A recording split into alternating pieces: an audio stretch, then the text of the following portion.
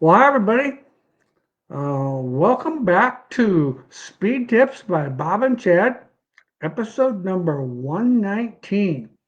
Hard to believe we've been doing it for that long. It doesn't seem like it's been that long, but it seems like everything's going good. And, enjoy talking to the racers.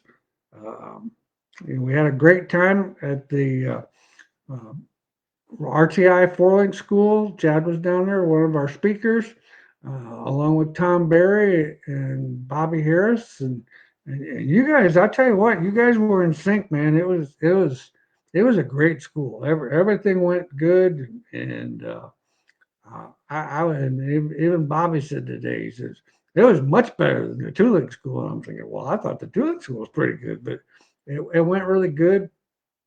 Had a great group of people.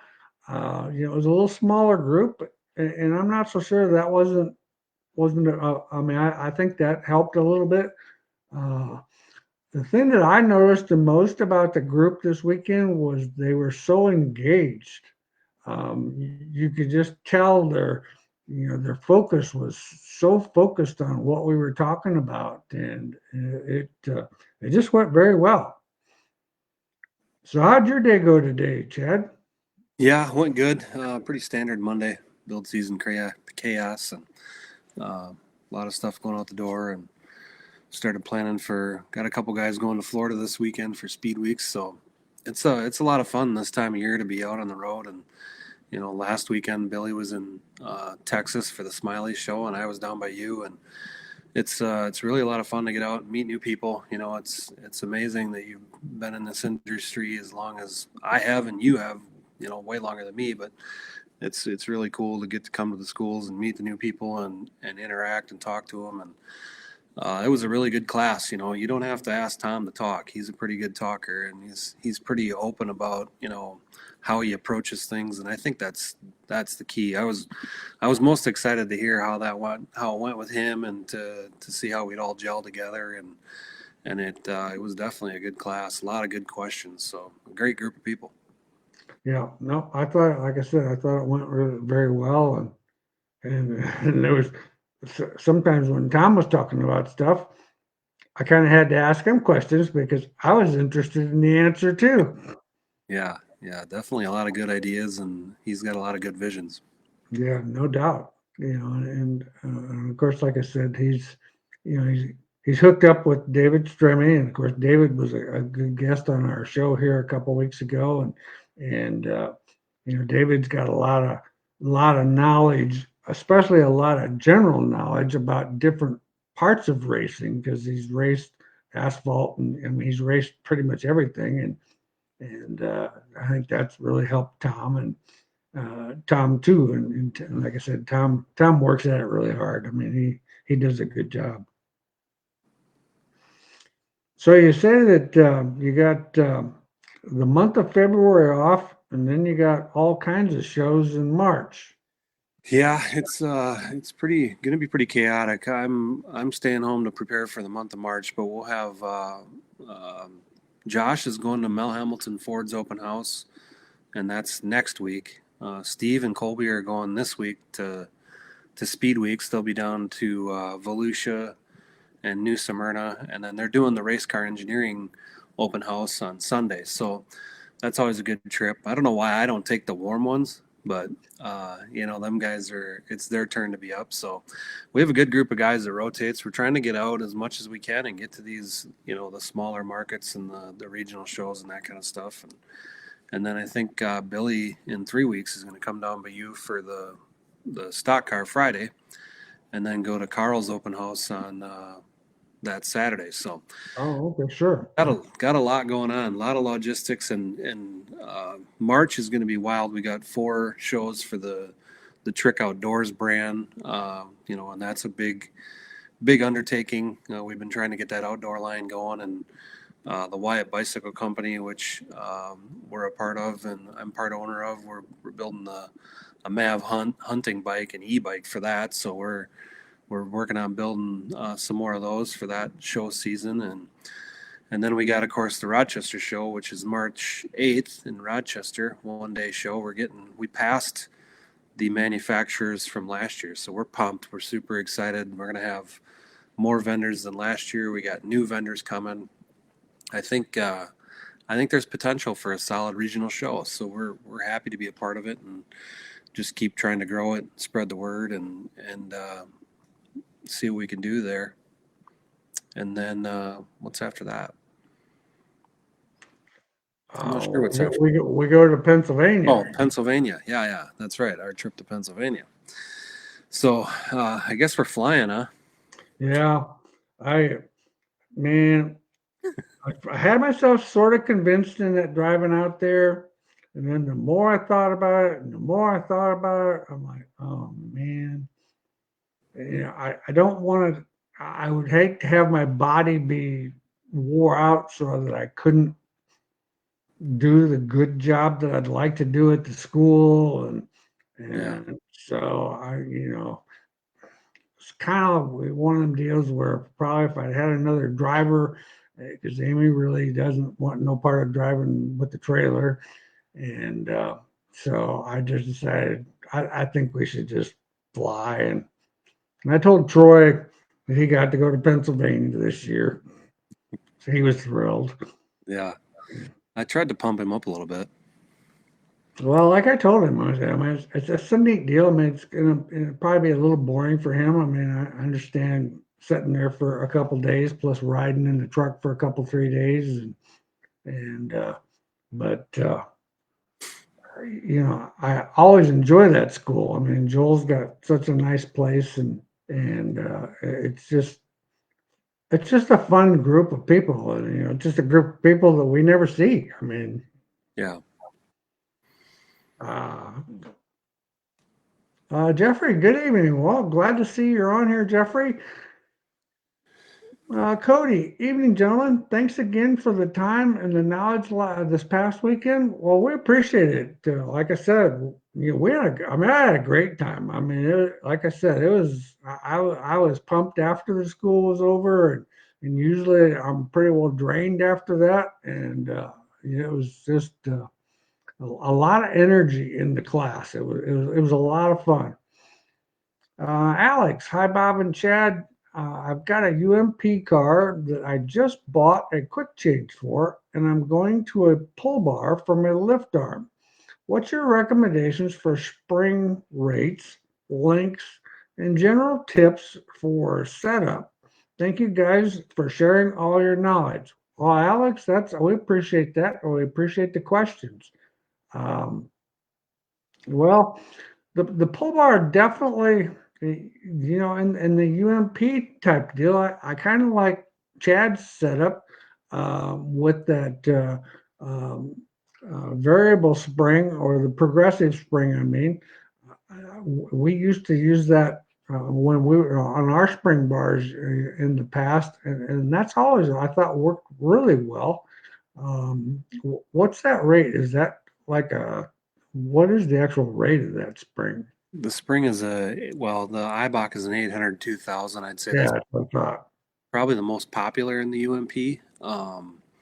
I'd say it's, the cars have so much power and so much tire, it's hard to use a puck for the whole load. So generally matched with a spring, a combination is generally a good deal there, just because of the amount of force that's applied to it. So, but I think length is probably 28 to 30 degrees would be a pretty good spot to start.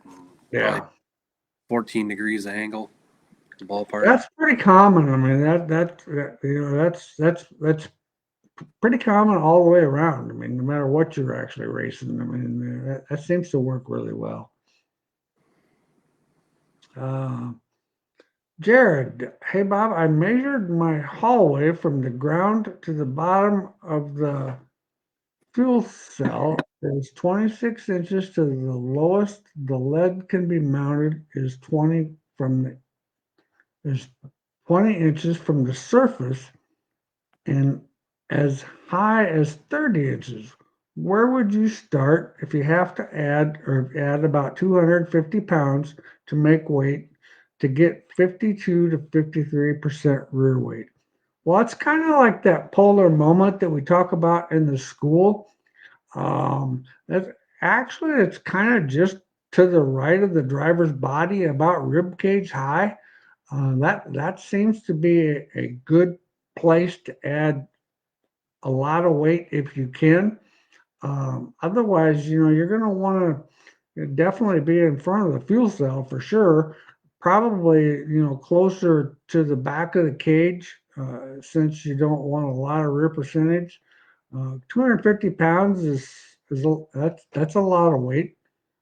So you're going to probably have to distribute it, fairly equal. Biggest thing is just keep it, you know, probably about 18 inches off the floor, so that it's not. I'm not a fan at all of low weight, and that was actually one of the things that I wished I would have asked Tom about, because when we were talking in the class the other day about weight, he talked about running a lot of low weight, and I never thought about asking what his theory was on that, because with the IMCA type tire, um, you know, having weight a little higher is a little better. Maybe with the UMP tire, since that's got it's a little bit bigger sidewall, maybe having the weight a little lower probably wouldn't be such a bad idea. But the biggest thing is, once again, just keep the car balanced so you're not out of balance all the way around. But in that that 20 inches, like you say, you can be mounted 20 inches from the surface, as high as 30. I'd probably be in that 20, 22-inch area, somewhere in there. John, good evening. Always look forward to the show. I appreciate that. How many degrees of anti-dive or pro-dive, left and right, is best for a B mod? Um, I myself have not really played a lot with pro dive. I know we talked a little bit about that in the school. Um, all of my stuff has always been, about 2 degrees of anti dive on the right front, and about 4 degrees on the left front if you want the car to be a little bit tighter on corner entry when you're on the brake. If you want it to be a little bit freer, and I tend to go more, our actual current sport mod front end, we've actually have 5 degrees of anti-dive in the right front, and I think it's about 3 degrees of anti-dive in the left front. And that just helps those cars get, with the spoiler, that helps those cars get turned in a little better when you're on the brake. Um, what's up, guys? Awesome tooling class I came to. Came home, tore the car apart, found many things wrong. The knowledge that I gained that weekend was priceless. Well, we always appreciate that. That's our main goal. Like I said, I stressed that in the class. We want you guys to win races. That's the key. If you're out there winning races, you're going to be pumped about racing. You're going to pump up your friends about racing. And it's going to keep racing strong. If you're struggling with your race car, it kind of takes the fun out of it. Then you're grumpy and your home life isn't all that great. And I mean, it just has a negative effect. So if we can help your race car work better, and like you said, what was the phrase that Tom used last weekend? That the race car, you need to drive the race car doesn't need to drive you, or something to that effect. Yeah. And I see that a lot of times, because I mean, some guys, they drive the heck out of the car, and when the car's working right, it needs to kind of drive itself. So fixing all those little things is a good idea, and I sure appreciate that. Thanks, Craig. I appreciate that. That's what the schools are all about. Um, Jared, ballast from the ground. Yes, that's what I recommend. The polar moment, like on a standard modified, is about that 18 to 20 inches from the ground to the floor.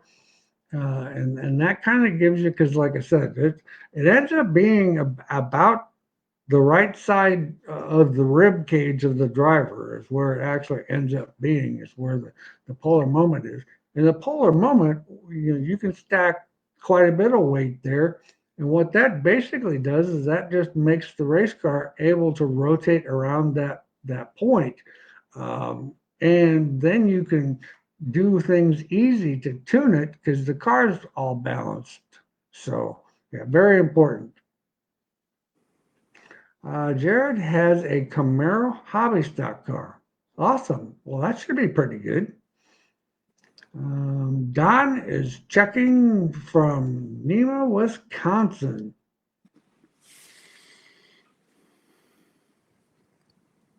Trevor, Chad, 10 out of 10 on your left front tie rods.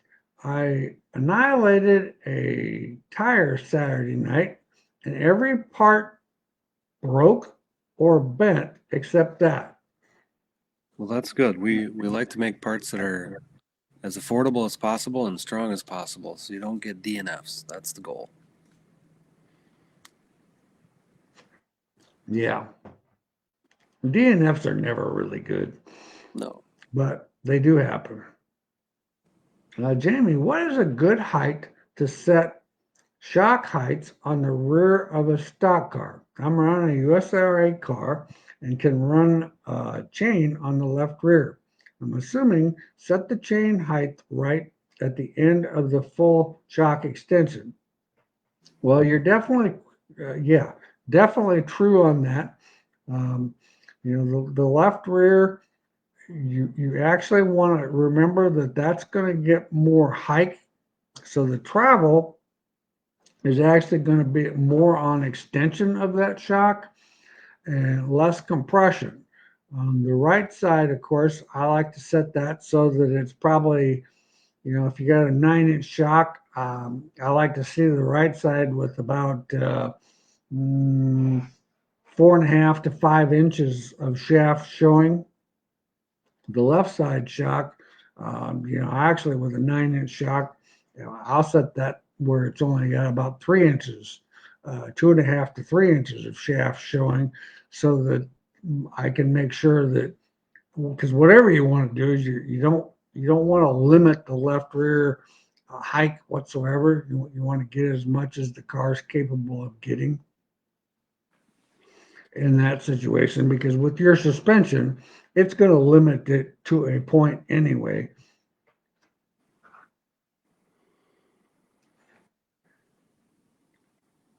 Drew, are you guys going back stiffer in the left front more now with the Right, new ride height rule?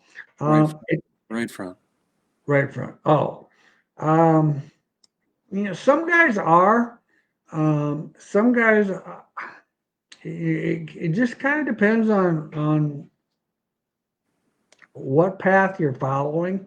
But I have seen that last year that people were tending to go a little stiffer on the right front because of the right front ride height rule. Um, but once again, it kind of depends on the chassis builder. I know there's still some guys out there that are running pretty soft springs. Some guys are still running soft stuff and trying to coil bind it. We know we actually had a picture that was sent to us of the weight jack plate on the right front.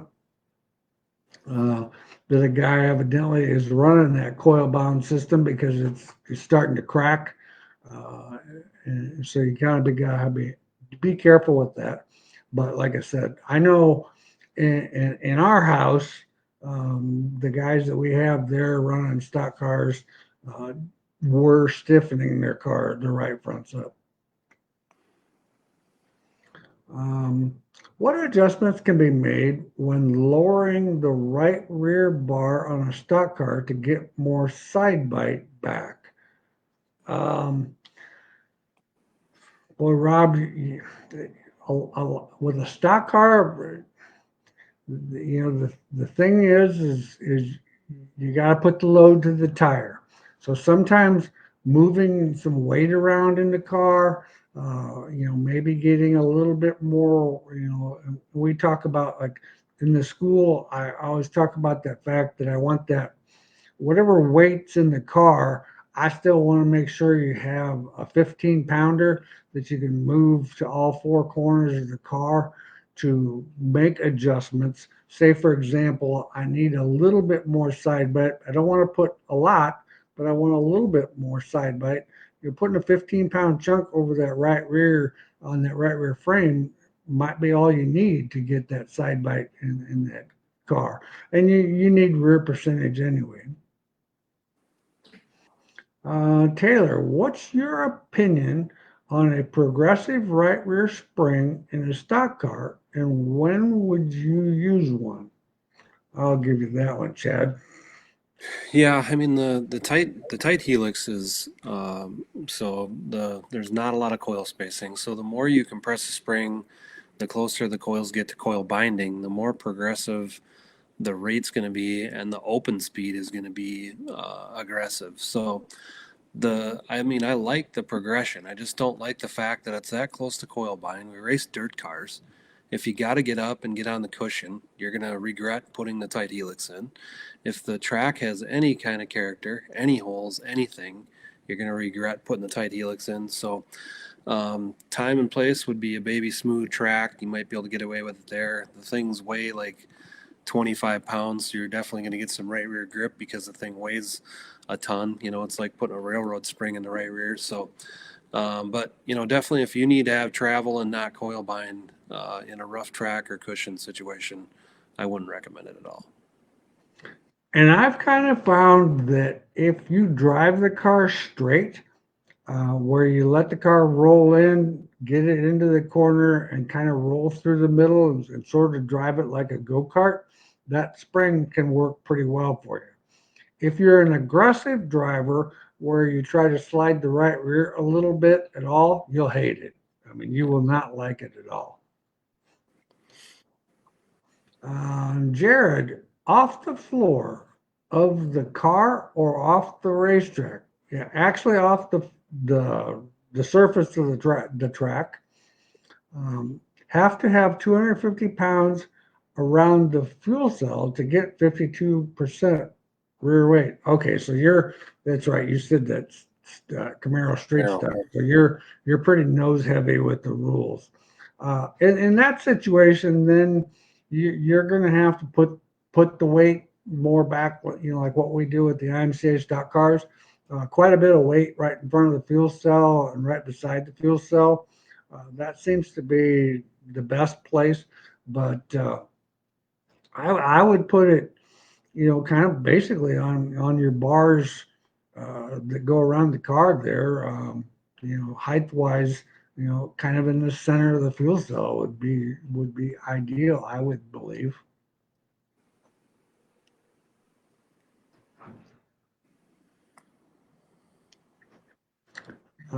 Alex, follow up pull bar question. I've only got about 22 inches max from the Heim to Heim. When I've got my pinion angle set, I should weld a few mounts to give myself more length. I probably would.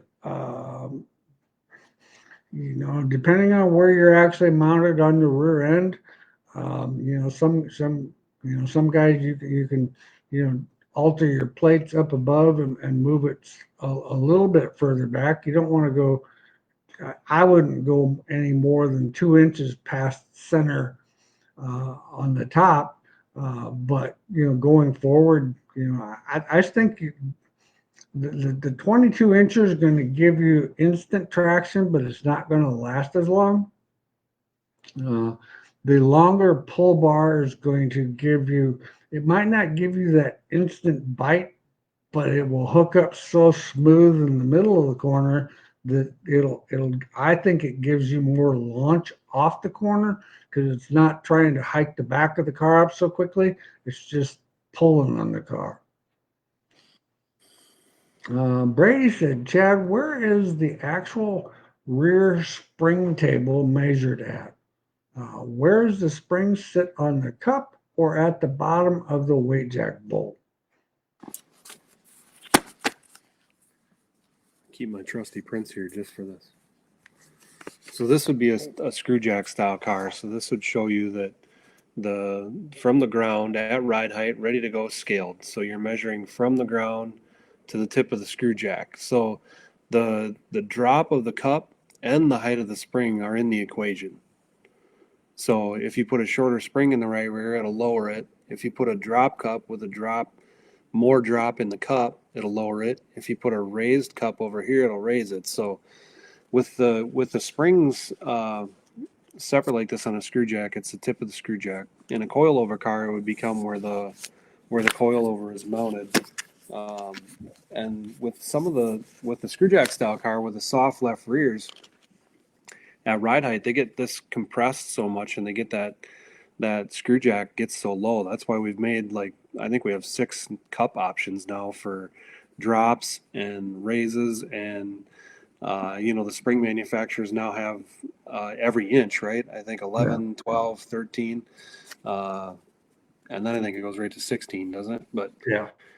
having the 11, 12, 13 to tune the right rear by every inch is critical. So spring table is static, scaled ride height, and definitely a big tuning feature. That was a big topic in the school, and it was a great discussion. And it's so often overlooked. And a lot of chassis builders they really just build the car to get as much droop as they can. Well, it just sometimes doesn't work out in the favor of creating roll. I've been been very conscious of that spring table for years. I mean, it just helps the car roll. I'm pretty sure Brady's got a sport mod, runs over in eastern Iowa. Biggest thing like with the sport mods, we actually run Chad's drop cup on the right side, and then we use a flat cup or even a raised cup on the left side. And now that, well, IBOC has it, but Hypercoil has just come out with the 12-inch series. And my issue always was the fact that you had 11 and then you had a 13. I think that 12-inch is going to be golden for the right rear of a sport mod. I think that, I mean, we're still waiting on the spring from IBOC for Taylor's car because it was back ordered, but hopefully we'll have it here shortly. Adrian, what would be some of your main adjustments when your car is stepping out a lot coming out of the corner? We are stock mount shocks and stock trailing arms. Um, I mean, of course, tire stagger, depending on what tires you run. The left tire stagger will keep the tail underneath you. Even though you have, I mean, I don't know how tight your tech is, but when you put your trailing arm brackets on your rear end, you could always skew the brackets a little bit so that the rear end actually has a little bit of lead in it, so the right rear is just a quarter of an inch or so ahead. That kind of thing will help it. Um, like in our stock cars, we actually have some adjustable holes on the left side, so we can actually move that and make that tighter coming off the corner.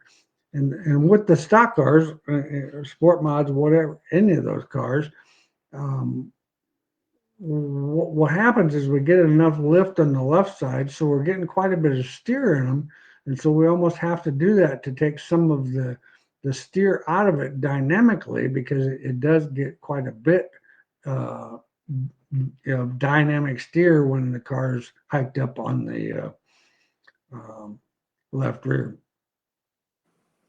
Bob, do you think that static bar angles from a B mod and a stock car should be similar? I'm asking because I'm moving up to a stock car and want to know if the 25 degrees left rear and 8 degrees right rear are a good place to start in the stock car. Actually, you'll find legally, I don't think you can actually get 25 degrees. You can probably get 20 degrees in that left rear. I was running as much as I possibly can on that left rear and still be within the rules of the rest of the measurements.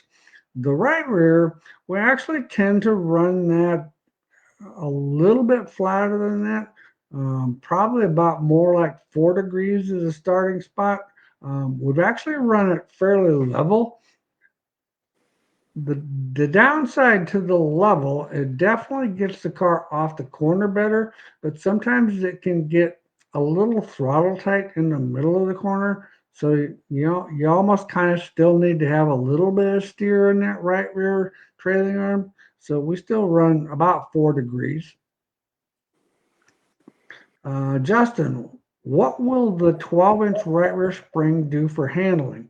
Well, once again, I think it's going to help the handling aspect of the car because it's gonna make that spring table more comfortable.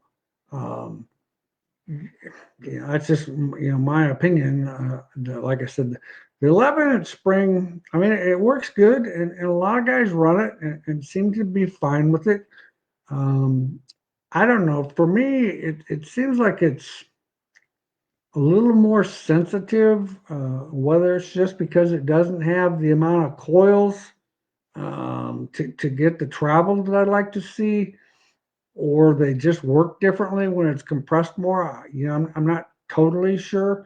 But I think that, that extra inch, I mean, the 13 is really ideal, but to get a little more spring table in the car and to get the car to roll over, the advantage is when you do that, and if you can get the car to roll naturally by itself and the spring table right in the car, you won't have to have all that angle in the J bar to try to force the car to the right rear. And the car's just going to drive so much smoother. It's going to roll easy on its own, and it's just going to be more balanced. Yeah, I would get your car set up and then just measure from the ground up, Justin, to your spring screw jacks, and see where your spring table is. And then, if you have a 13 in the right rear, then the 12 would lower an inch. If you have a 13, an 11 would lower it 2 inches. So it starts with you getting the car scaled at your ride heights and then taking them measurements and figuring out what you got for a spring table. And then, like Bob said, it's going to act a little bit different just because the taller the spring, the softer it acts and feels. And like what Bob's saying is kind of towards the tight helix thing with that 11. It's so short that when you compress it, it stores more energy, so it tends to pop quicker. So that's why they make like 7,000 springs, because there's so many different options there. Yeah, no doubt. Thanks, Jamie. Appreciate it. Anytime. If you ever have any questions, that's what we're here for. Dustin, yeah, the 12-inch spring is going to tighten the car up on corner entry. But that's where you can take some of the panic bar angle out of the car to make it so that it still is a little more snug getting into the corner, but it's going to want to rotate a lot better and feel a lot better, in my opinion, in phase two. And the thing of it is, a lot of us now are running we're running soft left rear springs. So when you figure that that's compressed quite a bit more, we've just got to do more to get that back to where the spring table is still kind of up. Yeah, I would say it would probably just scotch up better. Yeah, I'm really excited about that 12-inch deal because, like I said, I've been asking for that for 3 years. Just because, like I said, I'm just not a fan of how that 11-inch spring works. It's just like Chad said, it stores a little more energy, so it's gonna try to react quicker, and sometimes I don't think we want the car to react on the right rear where the trailing arm gets back to the angle. I think we want to kind of make that more neutral acting. Um, Johnny says, what do you think about the new progressive style springs that are out there? Well, Chad kind of just explained about that a little bit ago. Um, do you want to go over it again? Yeah, I mean there is some progressive. I assume you're talking about the coilover, or maybe the ones that are they're kind of like the spring we use in the pull bar, so they're a little progressive at the end. So it's kind of intended, I think, for classes where you can't run a bump stop, so you can get the progression that you want through the middle of the corner and the and late corner, if you can't run a bump stop. I mean the tight helix thing that was performed with bump stops before they ever made a tight helix spring, but classes that can't run a bump stop, then that's why you make radical spring designs to compensate for the theories. So, I mean, progressive springs, there's definitely an option there for using them. If your rules allow, there's definitely gains to be made there. Dustin says, what about the table between the left front and right rear spring? I never hear about that. Um, ideally, I think it would be great if they could be equal, but that's not always going to be the case just because, we're of the height of how our ride heights are.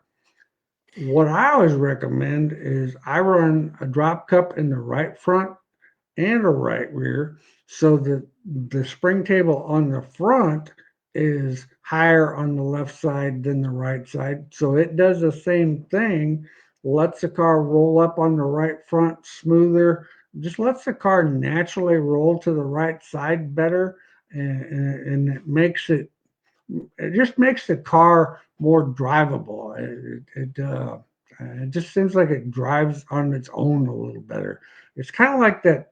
You have to kind of picture it in your head of like a camshaft, where it's a drastic load.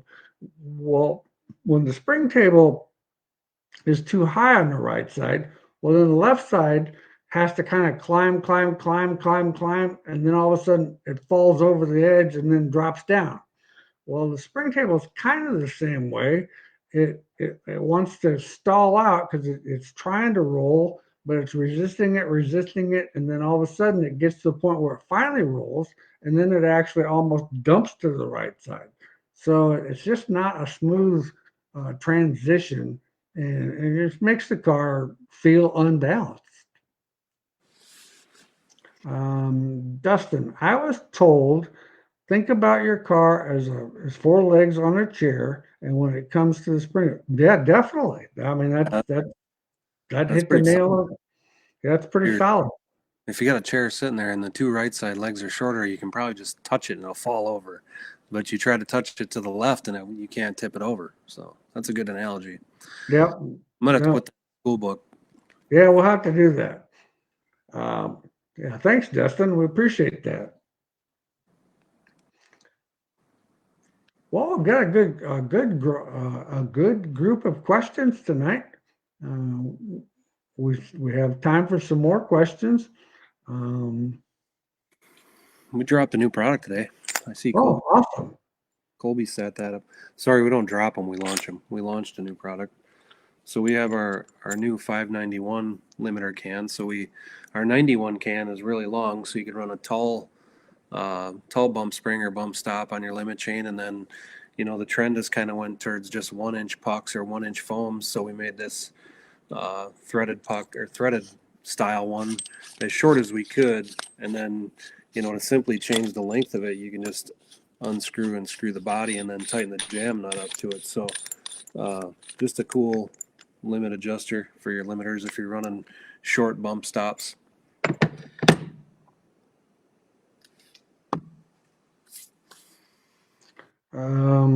Jake says, is there an extension load number to look for on the left rear chain extension on a modified that will be neutral for compliance versus drive? Um, I'm not sure I could answer that question with an actual number. Pretty much everything that we deal with is actually static load in that left rear spring, whether we preloaded an inch or preloaded an inch and a half or whatever.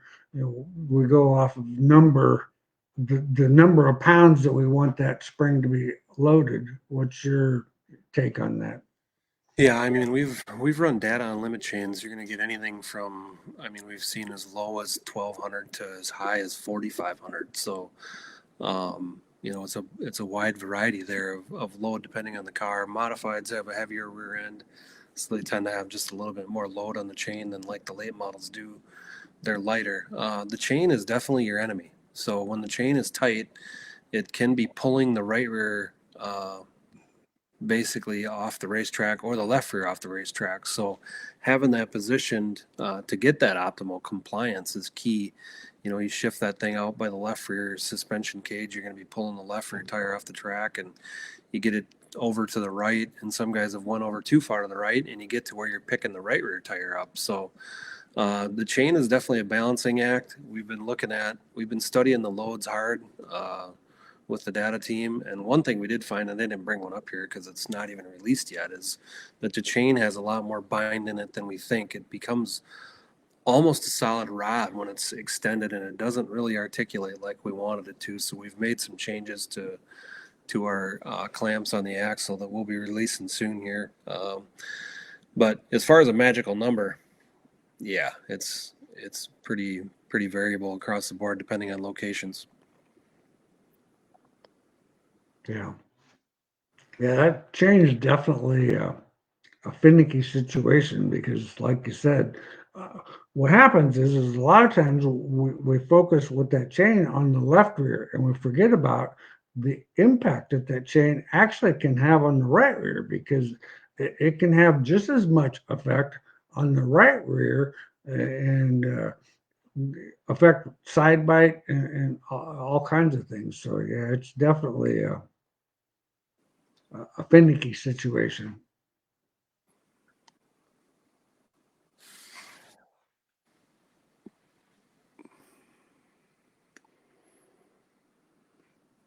Well, what else you got going on, Chad? Did you do anything exciting on your one day off this weekend? I went in the woods. Me and the boys cut a bunch of trees down. So Ah, it's been kind of my release is to go in the woods and work on the habitat. And we're always trying to grow bigger deer, right? So sure. it was fun to start. The season ended on Saturday, I think. So now we can start on next year's season. So Cool. Well, that sounds like a great project. this would be. I guess we got a little time. We might as well talk about the new app. The new version of the app we released is finally up. Took us a lot longer to get it done than we had thought it would take, but we released a smaller version of the app, so it's Circle Track tuning. It's $1.99 a month, so it's $25 a year instead of the $100 a year. But a lot of people just they wanted to keep their standard notes and didn't really care. But so we put this smaller version of the app out, so you just pick the class you want to tune with. So you could pick stock car, your loose in, and then it just gives you a bunch of changes to go through. So, and this is stuff that Bob and I worked on, and some other chassis builders, and so we put all these adjustments kind of into an app, and you got it at the palm of your hand. So when you need ideas at the racetrack, you got that to fall back on too. So it took a lot longer than we thought to get that scaled down version. I think the app people thought we were stealing the Circle Track app from Circle Track, and they didn't realize that we were the same people making two variations of the same app. So, but we did get that accomplished. It took a lot longer than we thought. Awesome. Well, that should be pretty convenient. I mean, definitely less expensive and um, the other app is great. Sometimes it's a little overwhelming because it's almost got a lot. It's got so much information in it. There's a lot going on in there, and Yeah.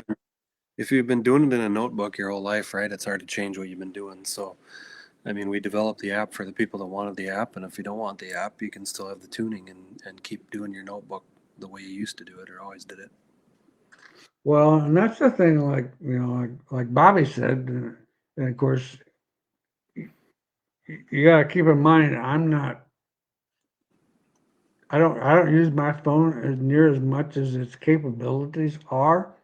I kind of use it to talk to people, and that's kind of almost about it. Sometimes to do a little math once in a while, but like he talks about, he actually in his phone just uses the actual note section of his phone. And then, like, if he's working with a customer at the racetrack, he basically puts in there everything that he adjusts on the car that night. So then he can actually copy it and send it to them, so they know what to actually readjust to take the car back to where it was at the beginning. So, an app would be super usable. Um, Craig, when welding lower control arm mounting holes to square up control arm mounting, is there a degree of measurement from the cross member to on the Chevelle clip? Um, Oh, I just had that information. We just worked on our jigs. Oh, what was that number? I think I might have that number.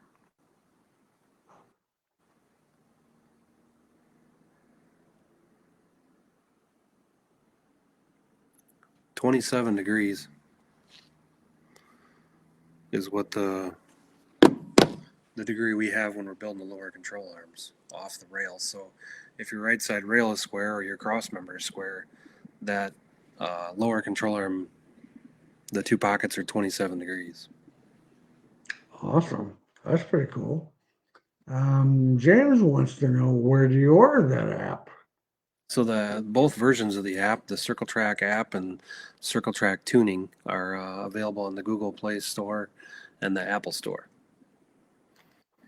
And the next question you should have just answered, what they're called. Blake, if you go out for an early heat race and the track is slimy or greasy, what would you adjust to best adapt to that? Well, we actually talked about that a little bit at the school last weekend. Like Boone Speedway, of course, is what I'm most familiar with, because of course it's the closest place to my house, and I've been going there since Shep was a pup. And they actually put a lot of wood in their racetrack and work the wood into the racetrack with the dirt, so that they can run their super nationals, and the racetrack doesn't tear up so much. However, this trusty wood, what that does is kind of like taking your garden hose on your deck and putting a big puddle on the deck, and then walking out there in your bare feet and hoping for everything's going to stay straight up. It's going to be slippery, and that's kind of what the racetracks do. What I've actually done, and this is what I tell our customers, I actually run the car just like I would run it on a dry slick racetrack, and I actually try to put some weight pretty much in the center of the car, like on the right upper door bar, so that the car rolls to the right side, or I put softer shocks on it. Biggest thing is you just need to get more weight transfer to the right side tires, because it's kind of like when you're going slow, it takes more to get over there. Same thing on the slick racetrack. You have no grip to the tires to force the car to do its initial roll, so you have to statically put some weight on it, or do some things like that to make the car roll over on the right side. Um, Blake says an A mod. Yeah, I mean, it wouldn't A mod, sport mod, on that type of racetrack. That seems to be the best thing to do. Um, Craig, you guys are awesome. Well, we appreciate that. Flattery will get you everywhere. I mean, geez. Um, Dustin, put you a spacer on the right rear. Most definitely, yeah, definitely a spacer on the right rear would help. That's going to free the back of the car up, but you also still have to remember what you got to do to get the front end to hook up. So putting a spacer on that right rear, but still, try to get it to the point where it's rolling on the right side and transferring. So you're getting a lot of weight transfer to the right side tires because, like I said, they aren't going to get as much because there's no adhesion to the tire because of the racetrack surface.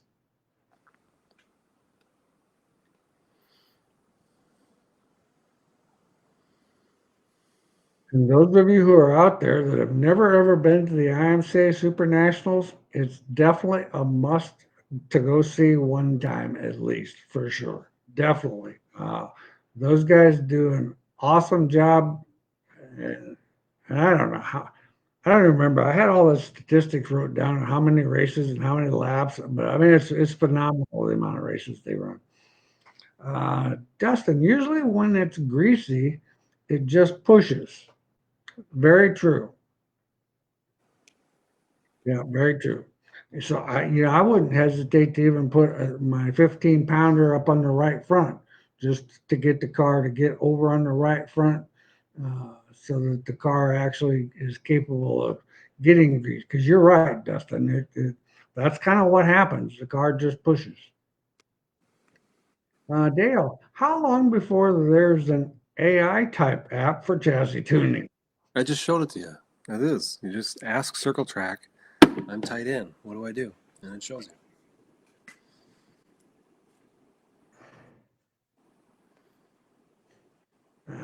What did you think about the Lucas late model race Saturday that was fun? I actually didn't see that race. It was pretty wild. Them boys put on some pretty good races. I mean, phew, they're going really fast there. It's crazy what them guys are doing. That was unbelievable. Shirley's car when it caught on fire wherever he was racing at that time. Yeah, definitely scary. That was scary. Yeah.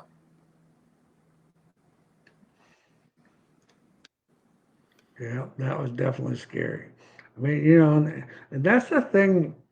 We've done so much as an industry to get these cars safer with Hans devices and good seats and all this stuff.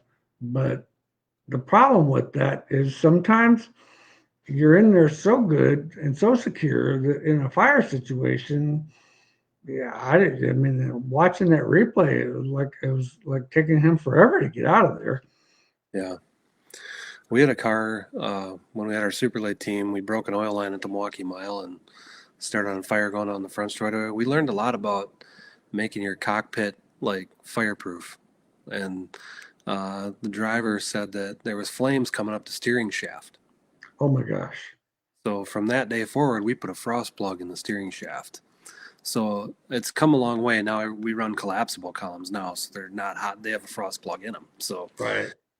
little stuff like that, like you learn a lot about when you're in a situation like that. You learn how to make the car better and how you learn from it. And I think them guys, I haven't seen what they all learned, but I'm pretty sure that the fuel cells are going to get better and the lines are going to get better. And I mean, there's so many things you learn from that when them unfortunate situations happen. But hopefully they'll take it to the whole industry and make everybody better and everybody safer. Yeah. Yeah, it will be pretty neat to know what they do learn because of course you never want to see anything like that ever happen. The downside to that stuff is that's how we learn so that it never happens again. Chris, I will be at your stock car class, but it is sold out. If I wanted to bring a friend, um, well, it's just all going to depend on how cozy you want to be with your friend, because we don't have. We can definitely do that, Chris. That's not a problem. Um, how you would go about doing that. I would actually say if you could wait till Monday and call the shop number, which is 515-292-9200. Ask to talk to Amy. She comes to work at 9 o'clock, and she's the one that takes care of all that. So she would be able to override the system to get your friend's name on the list. And then that way you don't have to deal with anything the day of the class. It'll just be all done in advance. Troy says, on the app, it says sign up with team. Do you guys have a login to join? You have to buy it. You probably didn't buy it yet. And that's what'd you say, $1 or something a month? The tuning is $1.99 a month, and the big one with all the maintenance and setup and all the chassis settings and everything is $100 a year. Yeah, no problem. Well, it looks like we got about 4 minutes left. So if anybody has any other questions, our next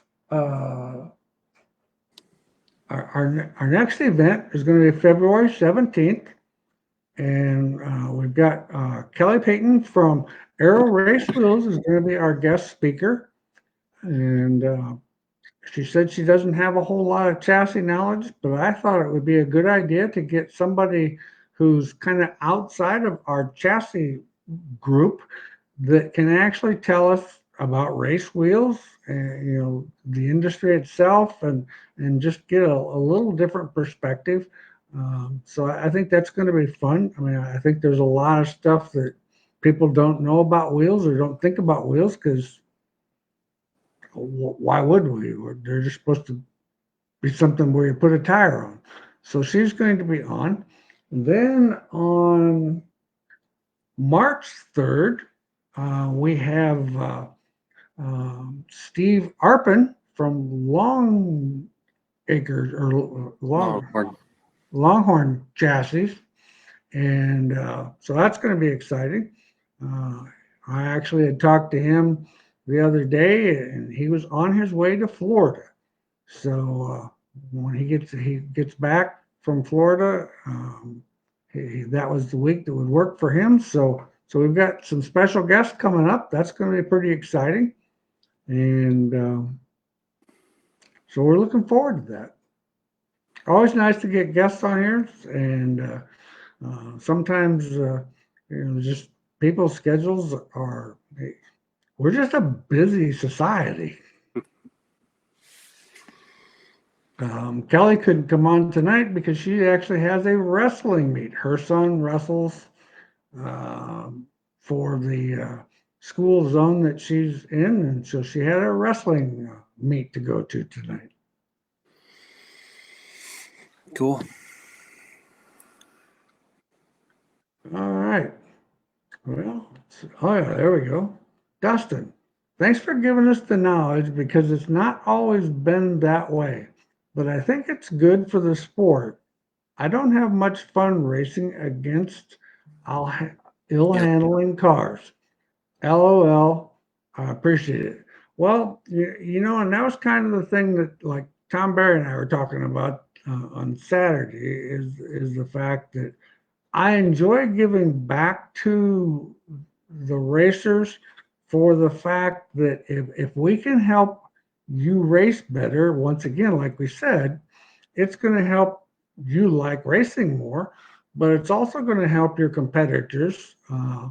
It's going to be a better show for the fans. And so, as the big picture, it's a better deal for everybody because, once again, the fans don't like the excessive restarts and stuff like that. So, anytime we can help, that's kind of what it's all about. Tanner, thanks again, Bob and Chad. The Four-Link School was awesome. The food was amazing. Also, can't wait to put the new ideas to use. Next time, though, Chad, you need to come to Thunder Bay and visit us in Canada. Yeah, I haven't been to Thunder Bay in 30 years. I'm due to go back. I don't think I've ever been there. I've been to Canada to the racetrack that we raced at, Estevan? Estevan. I've been to Estevan, Canada. And that's my extent of being out of the United States.